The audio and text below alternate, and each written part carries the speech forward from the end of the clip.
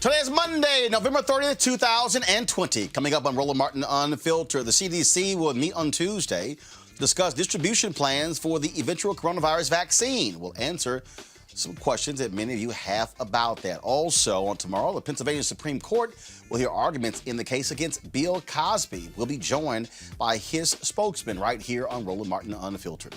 The Georgia runoff election continues to bring out the worst in the Republican candidates. We'll tell you about the latest attack by Senator David Perdue on Jon Ossoff. And also, Kelly Loeffler puts out an ad featuring a black woman touting her credentials, but they never tell you that she's a paid Republican consultant. The Catholic Church has its first African-American cardinal. We'll tell you about Bishop Wilton Gregory. Also, earlier this month, Senator Cory Booker introduced the Black Farmers Act. We'll talk with the founder of the National Black Farmers Association about it and what it means for him, as well as we'll talk about the possibility of Congresswoman Marsha Fudge being the new agricultural secretary for the Biden administration. A black man in Ashland, Oregon, shot and killed by a white man. That white man has pleaded not guilty for killing the black teenager for playing his music too loud. And a video has been released showing the violent takedown of a Texas teen outside his home by police. And the head of the Harris County Republican Party resigns after calling Martin Luther King Jr. a monkey. Plus, tips on how women of color can jumpstart their way up the corporate ladder with author Michelle Smith. Folks, it is time to bring the funk on Roland Martin Unfiltered. Let's go. He's got it. Whatever the biz, he's on it. Whatever it is, he's got the scoop, the fact, the find. And when it breaks, he's right on time and it's rolling. Best believe he's knowing. Putting it down from sports to news to politics. With entertainment just for kicks, he's rolling. It's on go, roll, y'all. It's Roland Martin, yeah. Rolling with Roland now. He's funk, he's fresh, he's real, the best, you know he's Roland Martin now.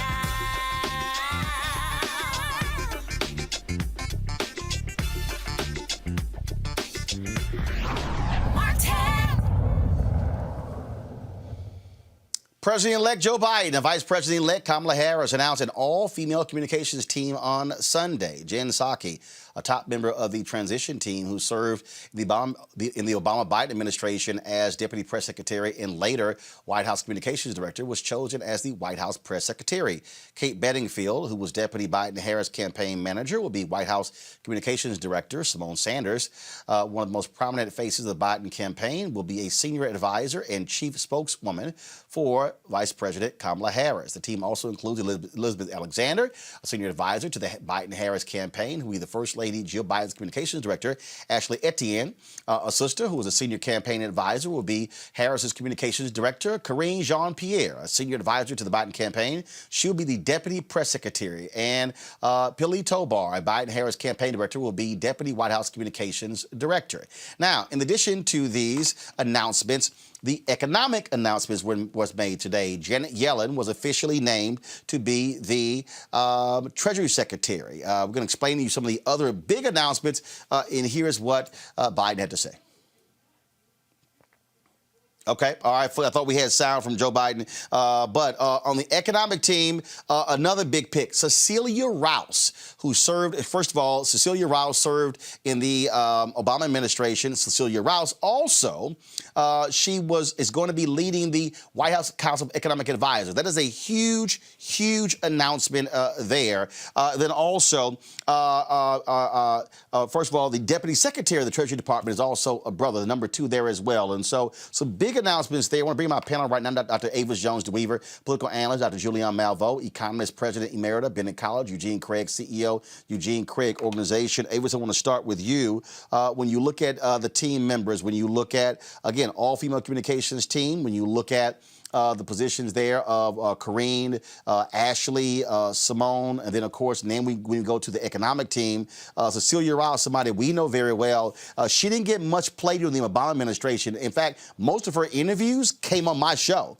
I never understood why they didn't put her out. She's a brilliant sister. She is going to be the head of the White House Council on Economic Advisors. And then, of course, the number 2 official in the Treasury Department, also a brother as well. I'm going to pull up his photo in just a second. And so now we're seeing these announcements and what they mean. Absolutely. So starting with the economics team, very happy to see Cecilia where she is. Not only because, as you mentioned, she is extremely capable, brilliant woman. She's going to bring so many assets to that position. But also specifically, it's great to have the focus, the person who's leading this economic task force is someone who can understand this issue, not only generally speaking, but also from a race-gendered perspective and really provide an intersectional lens on issues of economics. So I think that's critically important. Talking about the communications team, for example, absolutely historic. First time ever we've had all women. So happy for the sisters who received those appointments. I will say, you know, I have to be honest, I would have liked to have seen a sister press secretary. I'm just going to say that.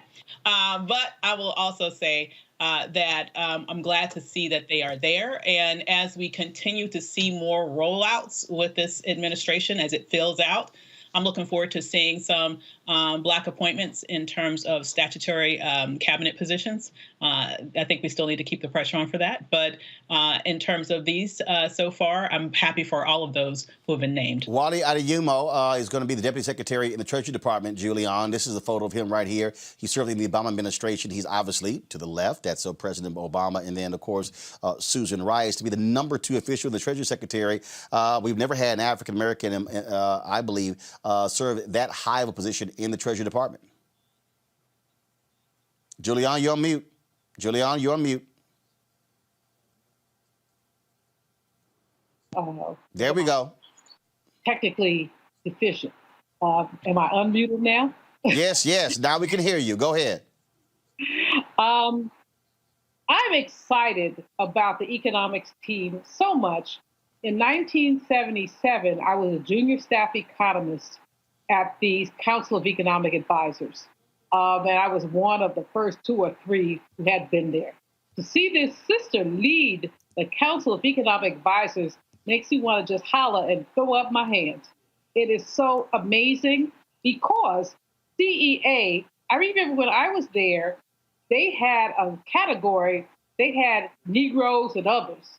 And I had to fuss and fight to say, y'all have to just do something about this. And they did.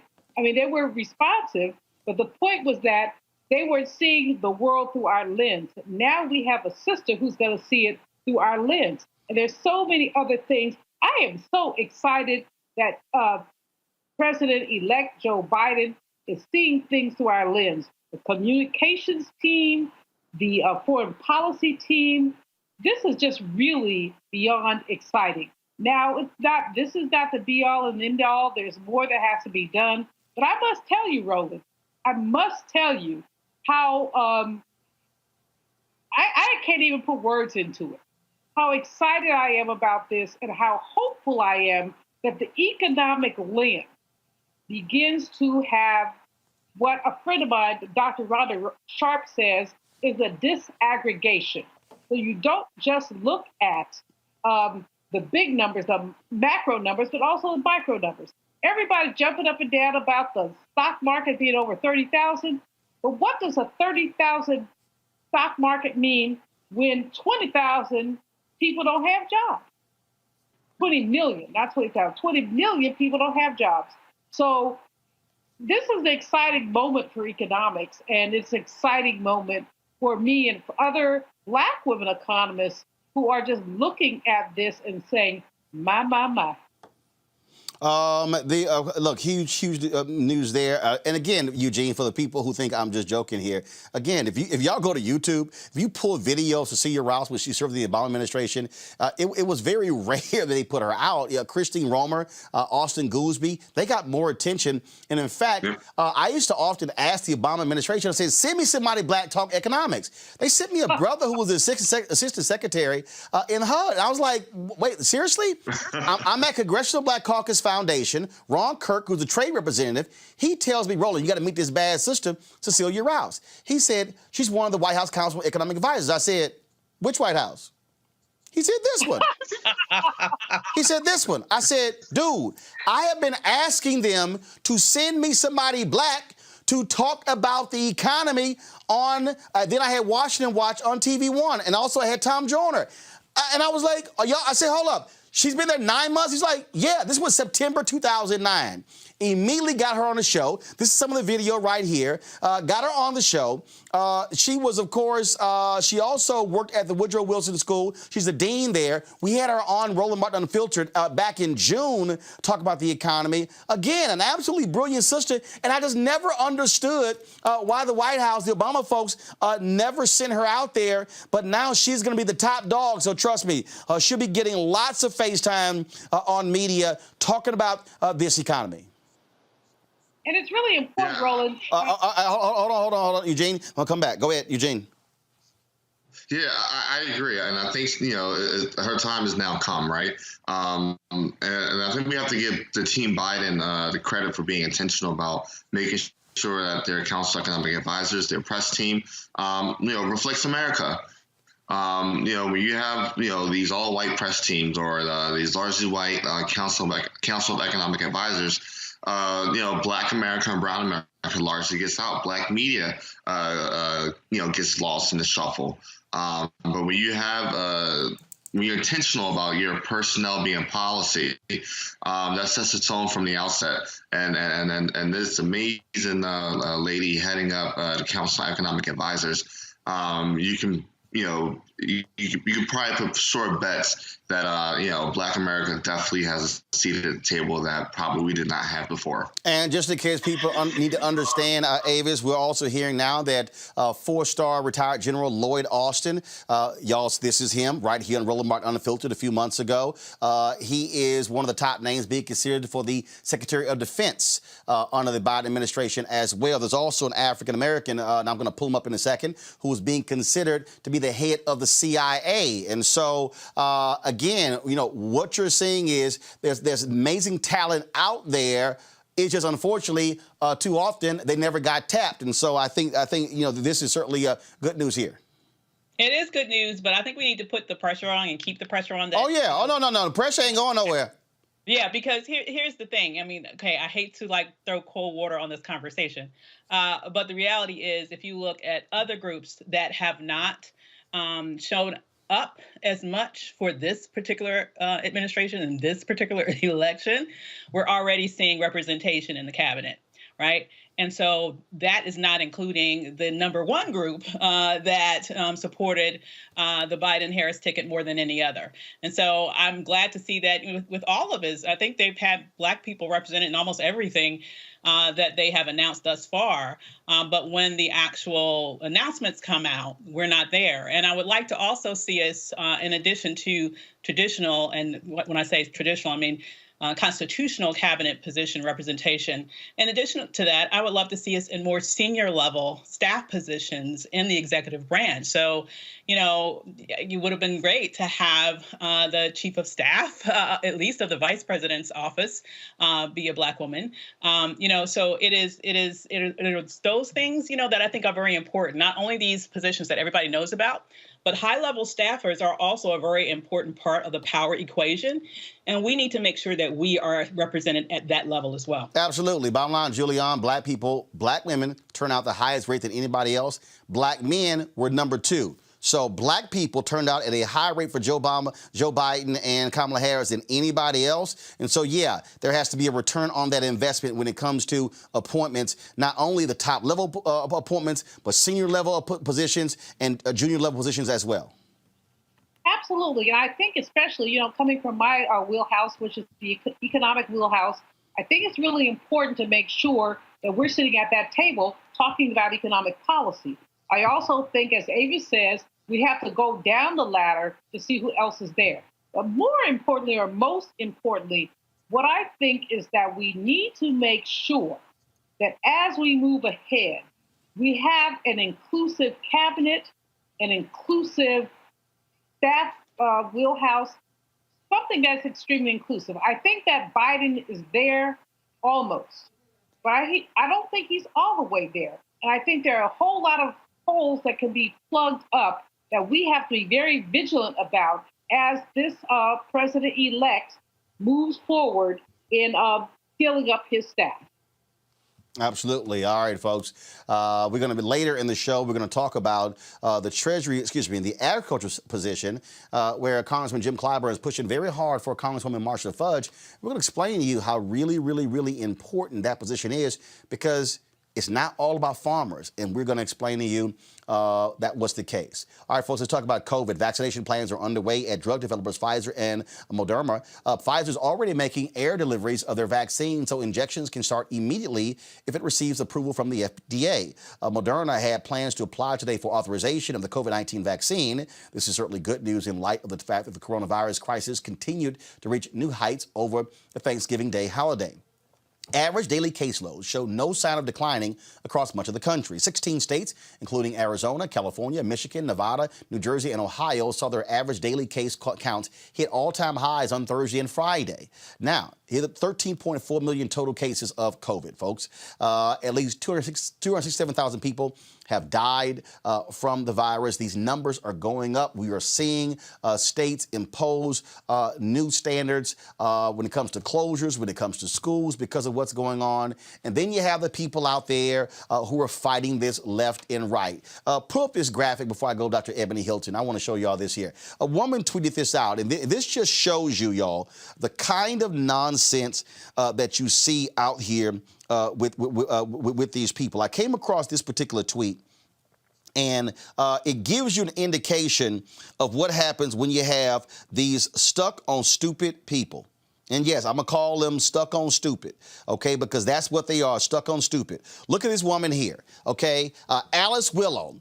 I don't know who needs to hear this, but this is a reminder. First of all, drop the lower third, please.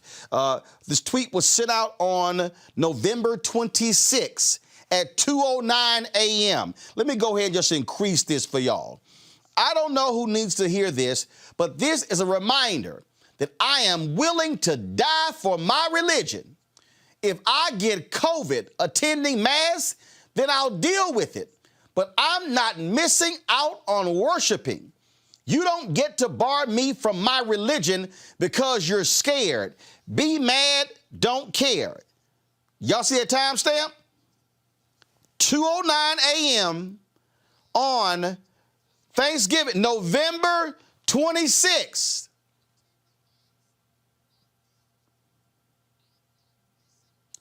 Two days later. I don't know how to say this casually, but I tested positive for COVID. I really, really appreciate some prayers for my husband and I. He has a pre-existing condition, and I'm really worried about him. Dr. Ebony Hilton is the Associate Professor of Anesthesiology and Critical Care Medicine at the University of Virginia. Ebony, take it away. I mean, you can cut to me and let me have a moment of silence with that. I mean, honestly, with these people, she said in the beginning, leave me alone, let me be. She was willing to die for it. And what we know is that people are dying from COVID-19. In fact, last month alone, 35,900 Americans died from COVID-19. And what we know is if we're looking at modeling, by mid-January, 20,000 Americans will be dying every week. And if she wants to be in that number, we can continue to do the same game over and over again. COVID-19 has not changed. It's transmitted the same exact way. Our precautions are going to be the same exact thing. And it's very simple. So I don't understand why people are treating it as if it's oppressive for you to simply wear a mask, but it's not oppression. So we need to choose something different, a different struggle, because this is not the one. So check this out. Ice-T posted this on social media. Same thing. Go to my iPad, please. My father-in-law, Coco's dad, was a serious no-masker. COVID hit him. Pneumonia in both lungs. 40 days in ICU, close to death. Now he's on oxygen indefinitely. Oh, he's a believer now. Hashtag COVID is not a game. And this is a photo of him with that bag. See, again, all these folks, Ebony, They start running their mouths. Oh, it ain't real.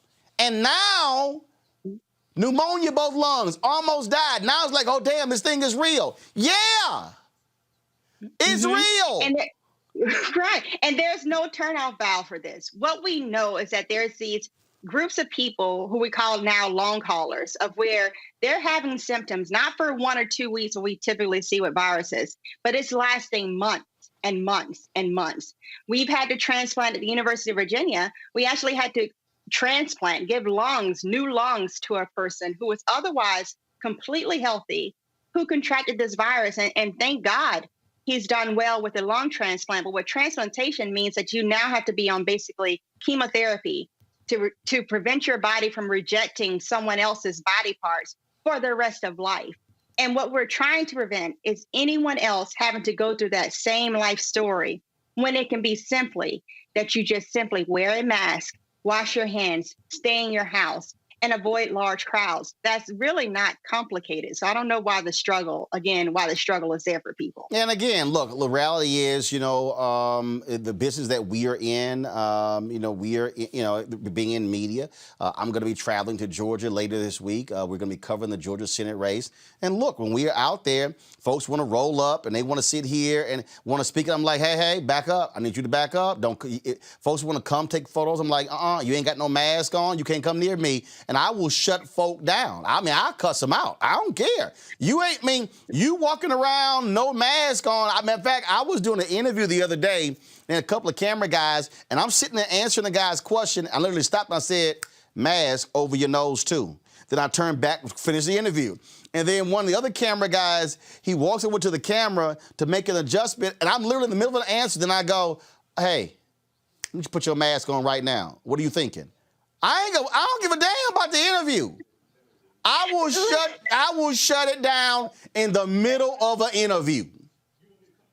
Honestly, because it literally takes the greatest risk of you getting COVID-19 is the length of time that you're exposed to someone, right? 15 minutes, which may seem like that's a long time, but that's 2 songs playing, right? And I'm seeing all these images of people that are out in clubs and at restaurants and sitting there. How are you eating in a restaurant in an enclosed space in the middle of a pandemic and it not strike fear into your soul, knowing that people, both old and young, babies, literally weeks old, have died from this, old people, rich people, poor people, it doesn't matter. And what, again, we know is that between now and mid-January, we're expecting another 100,000 to 200,000 Americans only to die from this. And my question is, do you want to be in that number? Because your name is not special. And if you want to meet Jesus, that's one way to do it. But I would suggest that we actually take heed of what we already know to be simple things to do, especially in the light of the fact that we have a light at the end of this tunnel with the vaccine here. We just need to hold steady for at least 5 more months, people. We can do this. It's unbelievable, but I think, but a huge part of this really is the level of stupidity that we're seeing. It's also being pushed out there by media. I mean, this was a conversation on Fox News with their anchors and Will Cain. Look, I know Will Cain. He and I used to debate on CNN all the time. I used to crush him. And so he went to ESPN. Now he's on Fox News. And what he said here, I think there's truth to it. And this stupid-ass American individual spirit, that's fine, but you're going to be like that damn woman who was so, I'm so proud, but yeah, now you're asking for prayers for you and your husband because of COVID. And how dumb can you be knowing he has a pre-existing condition, but then you want to sit here and play games? Listen to this. Said one thing over the weekend that I thought was kind of troubling, but probably realistic. And she said, if you traveled or if you were with family outside of your normal bubble, just assume that you've got the coronavirus. And she suggested that people get a test within a week if they were out and about and traveled this week. And if you're in your house around your family members, you should probably wear a mask so you don't infect your family. Yeah, if you traveled, then you have to play by the rules, and we hope that everyone does, just to stay safe so that we don't infect other people. That's great news about the vaccine. They're bringing it in on those airplanes so that it's ready to go as soon as the FDA does approve this. Dr. Jeanette Neshwat, she was talking about the vaccines earlier on Fox and Friends First. Watch this. We don't want to rush this vaccine. So once they meet on December 10th, the earliest that these vaccines will be shipped out would be the very next day. So that's what we're hoping for. So far in the trials and the studies that we've had, which included thousands of volunteers who have already received the vaccine, there has been no severe life-threatening allergic reactions or adverse reactions. So that is very reassuring. And I do believe by, the last 2 weeks of December, we're going to be getting these vaccines, and it's ultimately going to save lives. So I'm super excited about that. The New York Post is reporting that in the UK, they just got 2 million more doses of the vaccine, and they're rolling it out in just a few days, Will. I think this point can be underlined, highlighted, repeated over and over. It is absolutely stunning how quickly this vaccine made its way to market, to distribution. Operation Warp Speed, an absolute success. That should be repeated over and over. A process that normally takes years has been accelerated to take place within a couple of months. I will say this, Steve, I'm not ready to start wearing a mask around my family. I might be like a lot of Americans. I'm going to hold on to a little bit of this, I don't know what we'll call it, individual spirit, but I'm not going to be putting on a mask around my family. I'm just reporting what the experts are saying. No. Because, Will, think about this. You go out and you're at grandma's house, and then you come home, and Dr. Burke said, if you have in your unit people who are over 65, you got to protect them. So you would hate to have, somebody my age give it to somebody a little older or vice versa.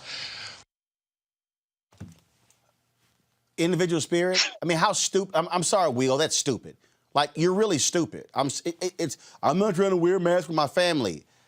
If you have elderly people in pre-existing conditions and dude, really? But here's the deal. He's sitting there saying that, practicing social distancing at Fox News. There is an individual spirit, especially when you have a ventilator, because we have one breathing tube that we typically place inside of your mouth down into your little throat here, and you can have your own individual ventilator. That's the only thing individual about this entire pandemic. Everything is interrelated to how other people are taking precautions and whether or not this thing is going to be mitigated and preventing the spread. But what we have to even think about too, Fox News always tells half of a story. Because when we're talking about the vaccine, yes, it's going to be available to roll out within 24 hours after it's approved, right, for this emergency use. But there's only so many doses that they have. For instance, Pfizer will only have enough for about 20 million people to be vaccinated in December. Moderna, hopefully they'll be close behind there. That's another 10 million people. Well, if you look in totality, if you look at the first people to get vaccinated, there's about 20 million healthcare workers. So check off Pfizer's doses. Those are all gone. If you look at how many people we have in the elderly population, that's another 50 million people of elderly population of 65 and older. If you look at people who have pre-existing conditions, that's another 100 million Americans alone. And these vaccines, America, we have to stop thinking that these vaccines are only for us. This is a global pandemic. And so when the vaccines are being made, we cannot be the only persons in line to get them. It has to go across this globe. And so there are going to be many people that are waiting to be vaccinated, which means that the mask wearing will not stop for at least another 5 to 6 months. And even after that, I guarantee we're going to still see this mask wearing being of an issue. Oh, I agree. I absolutely agree. And I just think I don't understand why people don't quite understand this here. It is not anything to play around with. Last question for you. These various decisions being made by these governors. People are angry at Governor Gavin Newsom. And let's be clear, he's screwing up by going to a damn party and saying one thing, doing another. We saw Denver Mayor Michael Hancock tell people stay at home for Thanksgiving. Then he goes on a plane and goes to Mississippi. You might want to sit here and follow your own advice, folks. I'm just saying. Just saying. Right. I mean, it's incredible, especially if you're looking at Los Angeles right now. One in every, I think, 140 people in Los Angeles. Those are my dogs going crazy, but one in every 100. We're used to your dogs going crazy, so we're used to it. Right. I'm trying to. I done threw everything on this floor. I'm not even gonna lie. It looks a hot mess right now. Trying to get him to chew on anything. But in Los Angeles, one in every 140 people are infected with COVID. If we're looking at North Dakota, South Dakota, Illinois, one in every 1,000 people that are living in those three states has died from COVID-19. And we haven't even hit December. Honestly, if we're looking at how many people have been traveling here of the last 4 days, 3.4 million Americans traveled for Thanksgiving.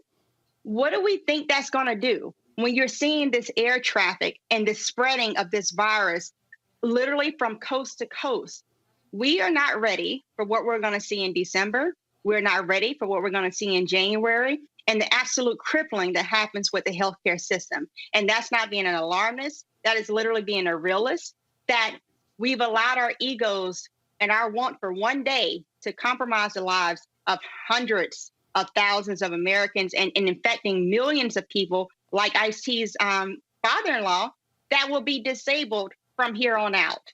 And that's just a consequence of our actions that we're going to have to live with if we can get to see 2021 together. So. All right, Dr. Ebony Hilton, always a pleasure to have you on the show. Yeah.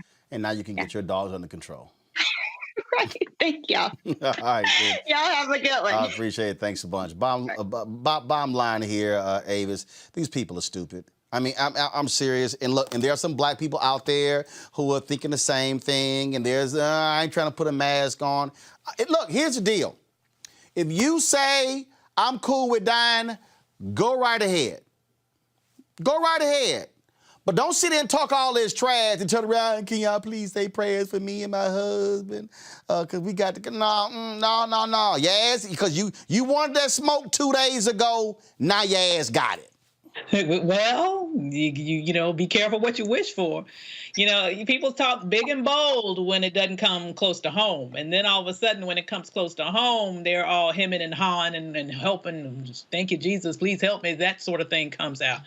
And it's so ridiculous. But this is, once again, an example of the damage that has happened that did not have to happen because of the lack of leadership. And I would say it's even worse than a lack of leadership. It is a very damaging and dangerous leadership that we've had from the start of this pandemic all the way up through today. Because look at what's happening right now when we're at a point where we're losing well over 1,000 people a day dying. Here we are, we still have a president who hasn't even mentioned this crisis at all. In months, he hasn't gone to a meeting with the COVID task force in months. He's sitting here every day throwing another temper tantrum where he's lying about the election, and he doesn't care that well over 250,000 Americans are dead. And so it's this type of ridiculous, complete disregard for human life, as well as politicizing the wearing of masks, that not only puts idiots like that in danger, because those people don't live their lives in isolation. When they go out and mingle among the rest of us, they're putting our lives in danger as well. He's playing. Go ahead, Julian.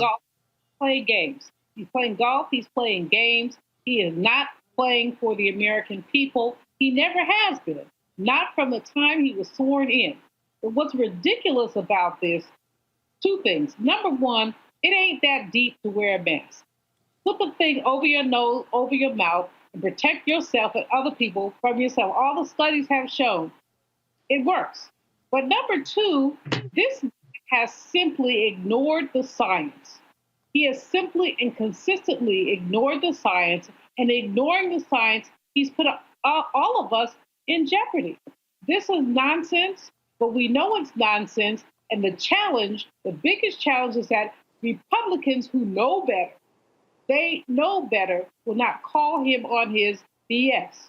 They will allow him to spew nonsense. They will allow him to ignore this pandemic that is now killing, 2,000 people a day? And he doesn't care because he is sitting in this warped space that he created for himself, number one. And number two, because he is lying. Simply lie. There are other words, prevarication, blah, blah, blah. He is a liar, and his lies have hurt the American people. Eugene, bottom line is the easiest way to stop the nonsense, to have businesses reopen, is for folks to take precautions. I mean, it's really not that hard, but the more they choose not to, it makes it worse. I agree 100% with you. I mean, look, the only thing that will literally stop the spread is a mask. Like, literally just wear a mask. Wear it properly, wear it often, wear it whenever you go out. All my Clubhouse buddies like, come to Atlanta. And I'm like, no, because y'all won't wear masks. And the thing is this, like, it literally is the most cost-effective life-saving tool. And it's very unfortunate that we had leadership for months that told you not to wear a mask, and that still derided and decried the mask. And even when, the president got it himself, he, still was anti-mask. And what's crazier is that it's his people that are dying and driving up the rates right now. So look, people, wear a mask, social distance, save the lives of your friends and family. Absolutely. All right, folks, let's go to our next story. Tomorrow in Pennsylvania, the state Supreme Court will hear oral arguments in the case of actor Bill Cosby. Cosby he's been in prison for more than 2 years, serving a 3 to 10 year prison sentence after a jury convicted him of aggravated indecent assault. His lawyers have been filing appeals. They're saying that the judge allowing others to speak and testify in that case, in the second trial, was actually an erroneous decision. Joining us right now to discuss this is the spokesperson for Bill Cosby and Camille Cosby, Andrew Wyatt. Andrew, glad to have you back on Roland Martin Unfiltered. Thank you for having me back, Roland, and it's good to hear that you and your family are continuing to be safe and healthy during these troubled times. Oh, we ain't crazy. We ain't crazy. So ain't nobody in my family, brothers and sisters, aunts and uncles, ain't nobody got COVID. We ain't stupid. We know how to pay attention and follow the rules. So certainly, we must. It's mandatory that we do. Certainly appreciate that. Plenty of vitamin D. Vitamin D. I got you. So let's talk about tomorrow. So the attorneys have been filing the various appeals. The Supreme Court accepted this appeal. What is the basis of the appeal for Cosby's attorneys? Well, the basis of it is that Mr. Cosby had immunity, that he should have never been convicted. He should have never been brought to trial. So one of our strong key points that we're going to make in oral arguments, our attorney Jennifer Bunjean tomorrow, is that Mr. Cosby had immunity and his conviction should be vacated. He was given a deal by the former district attorney, as you know, Bruce Castor, who sent out a press release stating that he was not going to file charges against Mr. Cosby because Ms. Constant failed to prove that anything happened. She gave 5 inconsistent statements to 5 different law enforcement agencies. So that's one of the issues. The other issue is also the 404B witnesses. I think that this case got a lot of attention because of Bill Cosby and this murky law surrounding 404B. When should a jury hear about a person's past? Mr. Cosby went into this trial. It was supposed to be with just him and Andrea Constant. However, it became a trial of 6 people, 6 404B witnesses, prior bad acts, that he had to defend. And the jury had to hear, those accounts of his past that had no similar interest to Andrea Constant. So those are the arguments that are going to take place on tomorrow. And when you talk about that immunity, when he was involved in the civil lawsuit, the district attorney said that he was not going to pursue the case, and then that's how Cosby's lawyers allowed him to testify in that civil case. In the civil case, the depositions were given, but depositions were sealed. Now, those depositions were sealed, and then they were ostensibly leaked by a court reporter, and some have said that was done on purpose. And so then all of a sudden, the admissions of Cosby in the deposition were then used against him in the subsequent criminal case. And when you talk about that DA saying he wasn't going to pursue charges, there also was an election, and the DA that actually did file charges ran saying, "You elect me, I'm going to indict Bill Cosby." Correct. Kevin Steele, the current DA, he ran a Willie Horton-style campaign ad saying, if you elect me, I will go after Cosby. Look, Mr. Cosby was given a deal.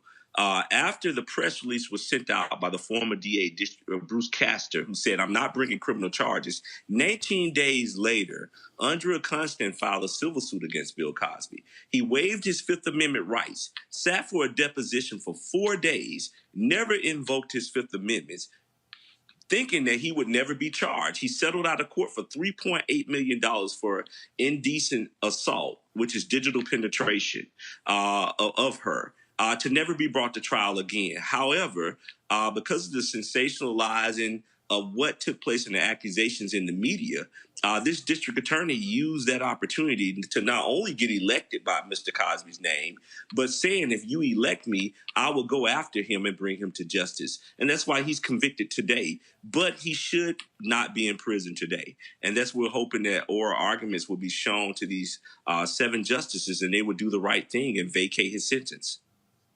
And so tomorrow you're going to be, first of all, will the oral arguments, will there be folks in court? Is it going to be for the public to actually see on Zoom? Because I understand you're going to be with the folks with NNPA live streaming the proceedings? Yes, sir. The oral arguments will be shown live on YouTube. So all media and all public will be able to watch. Our attorneys will be doing it virtually because of COVID. No one will be allowed in a courtroom. So you can go to www.youtube.com/C/Supreme CT of PA official, and that would take you directly to oral arguments that would take place at 9:30 a.m. Eastern Standard Time. There are 3 oral arguments on the docket. We're up first, and we're assuming and guessing that this thing will last probably for about an hour. But we're just asking for people to tune in, the public, so they could hear the facts and the truth that they didn't get to hear from the media accounts, mainstream media, during the trial. All right, then. Andrew Wyatt, we surely appreciate it, man. Thank you so very much. Thank you so much, Roland, for having me. All right, folks, got to go to a break. We come back. We're going to talk about the Georgia Senate race. Senator David Perdue, why is he attacking John Ossoff for visiting a black-owned restaurant? And Kelly Loeffler puts out an ad featuring a black woman. They don't tell you, though, that she's actually a paid Republican consultant. All of that next on Roland Martin Unfiltered. You cannot fulfill your life if you're not willing to engage in the tactics and strategies that makes your own life grow and helps you to build the community in which you want to live. Voting is a singular method for a people locally and regionally to govern themselves. So important to have Senator Loeffler in the Senate, especially right now. What we need more than ever is a business mind. We need someone who understands how to not only write paychecks and sign paychecks, but how it feels like waiting on that paycheck. Kelly Loeffler, a fearless advocate for school choice, growing opportunities for minority businesses, and a comprehensive health care plan for all Georgians. This is the fight for the soul of the country. I'm Kelly Loeffler. I approve this message. All right, y'all, that ad there was dropped today by the Loeffler campaign. And the black woman you see in that ad, her name is Janelle King. What they don't say in the ad is that she actually was a number 2 with the Georgia Republican Party, has been a paid consultant for the Republican Party. So they're presenting it like, oh, there's this black businesswoman who is sitting here, touting for Kelly Loeffler. No, she's a paid Republican operative. This race is utterly hilarious when you see, what has been going on here. Now, here's the deal, okay? Y'all really want to laugh? So in that ad, Janelle King, who we've had here in Roland Martin Unfiltered, when she was touting Trump and left with him. So what was hilarious to me, in that particular ad, they were touting Kelly Loeffler supporting minority businesses. Except the problem with that, it's not like she really is. In fact, I actually went to Kelly Loeffler's website. And you know what? I'm just going to go ahead and pull it up right now just to show y'all, okay? To show y'all how much of a joke this is. Because for her to say that she's supporting minority businesses. So I figured, you know what? I want to go to her campaign website and actually see what her particular plan is. And so, so here we go. All right, let me close this here. Y'all go to my iPad. So this is the Kelly Loeffler website. Conservative businesswoman, political outsider. Stop it. Okay, so let's go up here. Let's click issues. Here we go. Jobs in the economy. Fair trade, Second Amendment, life, military and veterans, ag and rural Georgia, sex trafficking, opioid epidemic, foreign policy, national security and illegal immigration, health care, taxes and the deficit. Okay, so maybe her minority business plan is under, no, go back to my iPad. It's under jobs in the economy. Julian, that's it. Her plan, this is her plan. It's a paragraph. That's it. I guess that's her minority business plan. There's jobs in the economy and she does nothing but that's race specific. It lets you know that she does not know who she's trying to represent. Her attacks on Reverend Warnock, additionally, let us know that she does not know who she's trying to represent. This woman is a caricature of a businesswoman. She is a Barbie doll who married a rich man. And okay, I'm trying to be politically correct and clean. But at the end of the day, here's the bottom line. This woman sanctioned her own basketball team for wearing Black Lives Matter T-shirts, for raising up Breonna Taylor. She is a throwback to the antebellum age, but beyond that, in terms of the minority business, let's ask how many minority vendors are getting business from her basketball team. Let's ask how many minority businesses are taking or getting anything from SEC, the Securities and Exchange Commission, that her husband runs.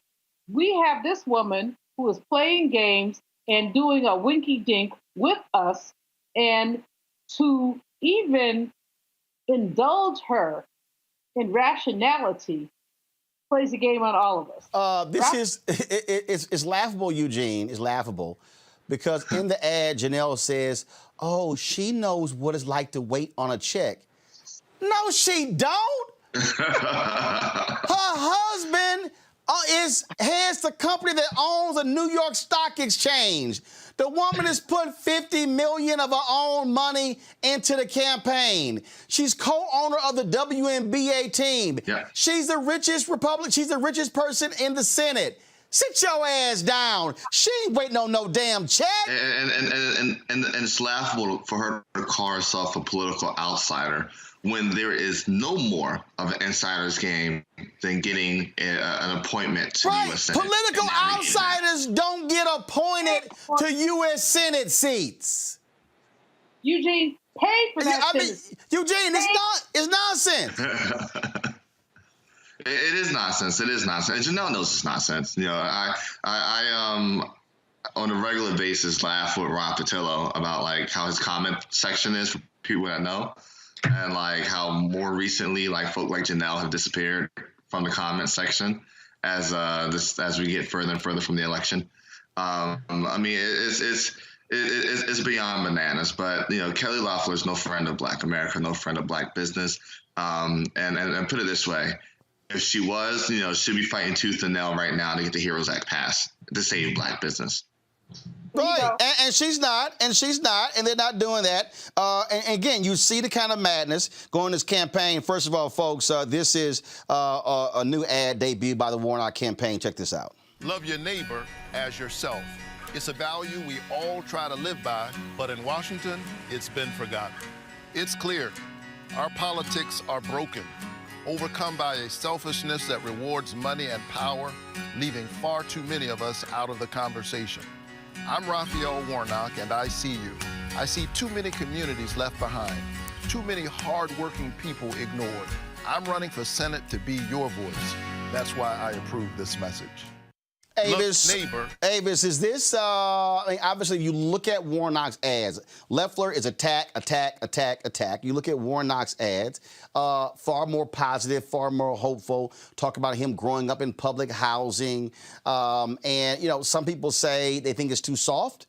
They think he needs to be going after her a lot harder. They're going to have their debate taking place this weekend on Saturday. Just your thoughts about that. To see him go a little harder. Every commercial does not need to be quote unquote negative, but let's just be real. If negative commercials didn't work, people wouldn't run negative commercials. I mean, and she has so much. I mean, golly, she's the gift that keeps on giving. I mean, she can, claim that she's not a political insider, but she sure knows a thing or two about insider trading, doesn't she? I mean, this woman, it is so much. The ground is so fertile. With drawing the contrasts that need to be drawn between what she says and who she is. And being able, you can't just let this ad that's playing right now just stand without coming back and letting people know about facts. Not everybody is as, obsessed with politics as some of us on this show are, for example. This is not the center, especially with so much going on right now where people are just trying to keep a job, keep a roof over their head, and not die. And so you have to make it easier for people to be able to draw contrasts and at a minimum push back on outright lies that are being targeted to them, such as that lie that you just showed in terms of that previous commercial by Keffler. This is going to be obviously a pretty interesting race here over the weekend. John Ossoff visited a black-owned restaurant, and it was a black-owned vegan restaurant called Slutty Vegan in Atlanta during a tour to support small businesses. Well, Georgia Senator David Perdue was his campaign that they didn't like that. They decided to mock the senator's opponent for eating a vegan burger. Team Purdue tweeted, Ossoff can have the plant burger. We'll take, guys, you have the tweet. Please pull it up. Thank you very much. Ossoff can have the plant burger. We'll take the All-Star Special. Pick your side, Georgia. First of all, I don't know why we don't have the tweet. It's in the script. I don't understand that. But, Julian, it makes no sense to me. You're attacking him for supporting a small business because it's a plant-based burger. Supporting a small black-owned business, which makes no sense at all. But none of this makes any sense. The fact is that these folks don't have anything on Ossoff and Warnock, so they're pulling out threats. And it's really annoying to see the way they're playing games, but they're going to play games. And here's the deal. They play games, we play real. They go low, we go high. How can you attack the Slutty Vegan? I've been there a couple times. It's vegan food. I ain't that into it, but it's pretty good. But it's a black-owned business. What is wrong with that? Right, and again, Purdue, you are attacking a business owner. So by you're attacking him, the dude is supporting a small business. Who gives a damn if it's a plant-based burger or if it's actually real? It's a small business. And so what are you saying, David Perdue? Hey, I only want meat, so small businesses that are vegan, y'all should go out of business? If I'm Ossoff, I'm turning this sucker into an ad in the next 24 hours. All that shit he had on all that stuff he had on his plate made him start to oink. Seriously. That was more bacon than the law allowed. But that's not the point. The point is that Slutty Vegan is owned by a sister, a black woman who has been building this business up. And this is what we have to lift up. And how dare he attack Ossoff for going there? If he wants to attack Ossoff, attack him for something else. But the fact is that he and that Kelly, baby Barbie, essentially don't have anything to say. They got 45 coming down there. But what they really have are problems. And that's what we have to deal with. They have problems. I interviewed Jamie Harrison today. He's got this new PAC called Dirty Road PAC. He's sending money down to Georgia. He's encouraging people to deal with Georgia, and we have to take Georgia. And if all they can do is talk about a restaurant, they ain't got nothing to say. Yeah, in fact, this was actually the response, Eugene, of the Ossoff campaign to the attack by David Perdue on that restaurant. Listen. Mom's Kitchen in Preston, Georgia. It's a family business. I enjoy making people happy, giving them a good meal. But since COVID, we had to close our main dining room. We lost all of that business. And we used to do a lot of caterings. We can't do any of that anymore. David Perdue knew what was about to happen. He was getting classified briefings about the pandemic. But instead of him being concerned about us, he off selling stock. We had no idea we'd have to close our businesses off. We'd lose caterings, and so many people died. And then when we needed help the most, he fought against the stimulus checks and to cut unemployment insurance. Perdue needs to come out and Ossoff in. Early voting starts December 14th. You got to make a plan to vote. I'm John Ossoff, and I approve this message. Well, Eugene, that's how you hit back. That is exactly how you hit back. Look, I really don't understand these Republican campaigns that decide that they want to attack black business, attack black people, attack people that support black people. It never ends well. Literally never ends well. Anybody that's had Slutty Vegan knows that it's amazing. I had it at one music festival last year in Atlanta. It's amazing, amazing.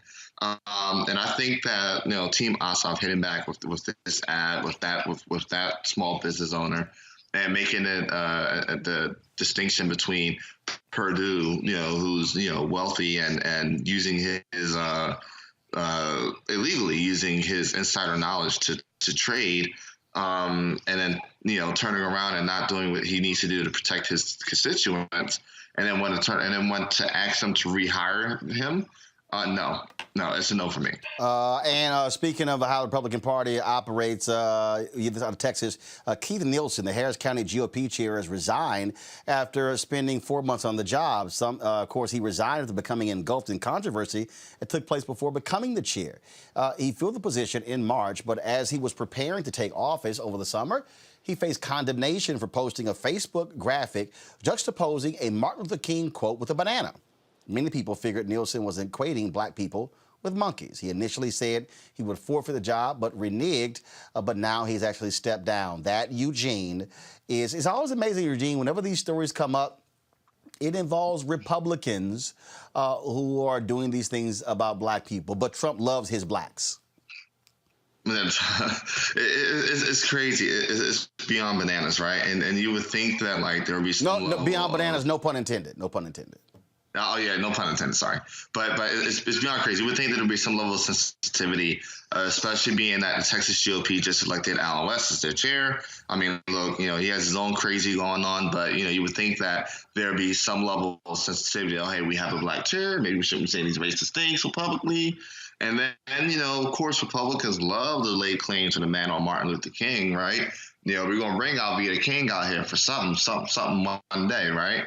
And so you would think that with those two, drivers always present, that, this shouldn't be an issue. It shouldn't be something that you would find funny or find comical or find levity in. But, there's some people whose racism, just can't be hidden by anything. Well, if your fallback is racism, it kind of speaks to exactly who you are as a party. All right, folks. Real quick before I go to a break, that is the Pope Francis appointed 18 new cardinals. One of them being 72-year-old Archbishop Wilton Gregory. Gregory becomes the Catholic Church's first African American cardinal. Took place over the weekend. Gregory, who has served as the Archbishop of the Archdiocese of Washington, D.C. since 2019, was one of 13 men to be elevated to the College of Cardinals during a ceremony that took place on Saturday in Rome. He is now considered to be the highest-ranking African-American Catholic in U.S. history. Gregory told news media, "It's been a time to thank God for this unique moment in my life and in the life of the church in the United States. I hope it's a sign to the African American community that the Catholic Church has a great reverence, respect, and esteem for the people, for my people of color." Coming up next, Senator Cory Booker presents a bill to assist black farmers. We'll also talk with John Boyd, who heads the Black Farmers Group, about Congresswoman Marsha Fudge potentially becoming the next agriculture commissioner and why that position means more than just farming. That is next on Roland Martin Unfiltered. There are so many things that have happened that if we don't see them for what they are, this is just going to continue to, get out of control. If I don't actually say, hey, I'm going to commit to registering 10 people to vote. Right. And that's the thing, I think, is we get so hung up on the big picture. The big picture matters, but it only matters when we all do small things. Right. That's how it happens. It's not, hey, let's just post on Twitter and post on Instagram, because yes, social media is huge, we know it, but we have to actually get out there and walk the walk. We told them the smear ads were coming, and that's exactly what happened. You would think that Kelly Loeffler might have something good to say about herself if she really wants to represent Georgia. Instead, she's trying to scare people by taking things I've said out of context from over 25 years of being a pastor. But I think Georgians will see her ads for what they are. Don't you? I'm Raphael Warnock, and we approve this message. I'm John Ossoff, and the path to recovery is clear. First, we listen to medical experts to control this virus. Then we shore up our economy with stronger support for small businesses and tax relief for working families. And it's time for a historic infrastructure plan to get people back to work and invest in our future. We need leaders who bring us together to get this done. And that's why I approve this message. And because of us, we have strengthened the democracy. We're the real patriots. We have stood with our country. We've fought for our country. We've had people who have gone to war, who returned home with no housing, no jobs, but lynched in uniforms. Absolutely. But they stayed and they fought and they protested. And the civil rights movement taught us how to protest, how to stick with it, and whether it's the civil rights movement or organized labor who protest today, often they are rallying, they're marching, and they're fighting, and they're up against some of the biggest corporations in America about, decent pay and decent benefits. It is because of protests that we've been able to make America better. We're the patriots who say we believe in this country and we believe that it can be about justice and equality for everybody.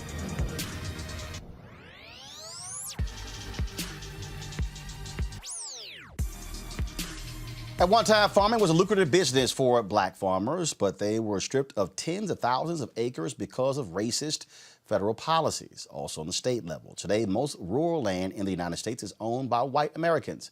Senator Cory Booker introduced a new bill that could help African Americans reclaim some of that land. The Justice for Black Farmers Act would allow black farmers to reclaim up to 160 acres each at no charge through a Department of Agriculture system of land grants.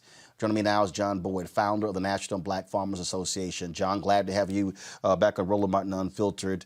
How big, how significant is this bill? Well, Roland, thank you for having me.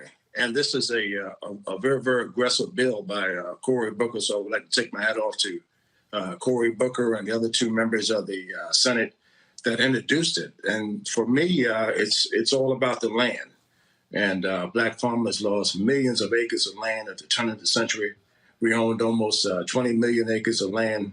We're down to somewhere about 3.5 million acres of land. So this bill, if it's can get enough muster to make it through the House and the Senate, will bring about a much needed change to address the land loss issue. So that's the biggest part of the bill, and hopefully we can get a companion bill introduced in the House in the coming weeks And if we can win this Georgia seat that you guys are talking about, the bill stands a good chance of moving forward.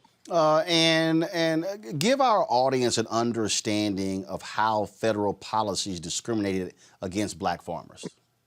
Oh, absolutely. The federal government supposed to be the hand up to help farmers in the country has been the very same hand that was dealt to us that been a detriment to black people and black farmers in this country. Discrimination, widespread discrimination.